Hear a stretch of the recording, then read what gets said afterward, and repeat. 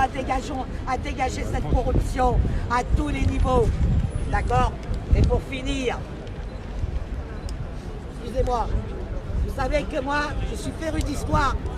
Parce que si on connaît son histoire, on connaît plus ou moins l'avenir. D'accord?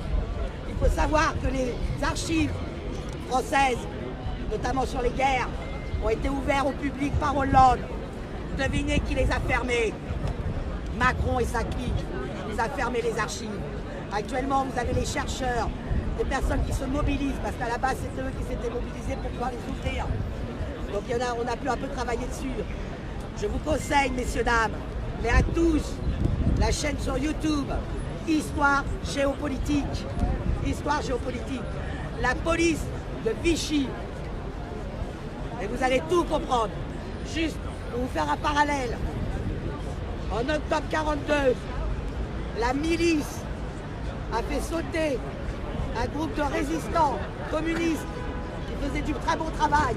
Ils ont fait sauter toutes les têtes. Il y a eu plus de 3000 arrestations, 1500 individus internés, plus de 300 fusillés. Et écoutez bien, à cette époque-là, le ministère de l'Intérieur, c'était Pierre Péchu. Le préfet de police s'appelait Buisière. Et écoutez bien pour vous dire comment ça se reproduit.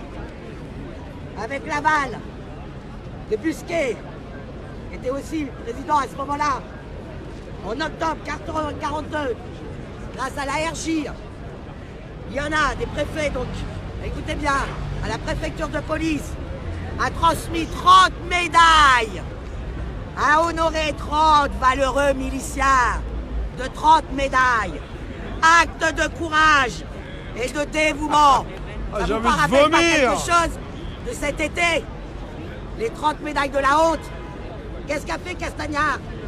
Désolé, Castagnère, Castagaz, moi, pour moi. Il aime tellement son gaz. Qu'est-ce qu'il a fait l'année dernière? N'a-t-il pas décoré ces charmants messieurs, dont 5 étaient sous une occupation de l'IGPN? Je vous le dis, ça se reproduit. Cherchez, je n'invente rien. Donc en 42, ils ont eu leur médaille pour acte de bravoure en donnant, torturant les résistants et en donnant à la Gestapo. Et aujourd'hui, l'année dernière, ils ont eu aussi droit à leur médaille de acte de bravoure, d'avoir tabassé, gazé, éborgné, humilié, assassiné, insulté, emprisonné, assassiné, les honnêtes citoyens, les simples honnêtes citoyens pacifiques. C'est tout ce que j'ai à dire. On est en liberté, on défend nos libertés. Exactement. Et sachez que, d'après la police, les négociations qu'il y a eu, c'est d'ordre politique. Et aujourd'hui, ceux qui lui auront répondu lorsqu'il y a eu les fausses négociations, c'est le directeur de cabinet de l'Allemand. C'est la première fois que ça arrive. Ça veut dire, là enfin, ils se découvrent. Et toutes les interdictions que vous pouvez voir montrent simplement ce qui est interdit depuis des mois. Sauf que maintenant, ils sont sur papier. Vous avez vu, les arrêtés préfectoraux se sont élargis.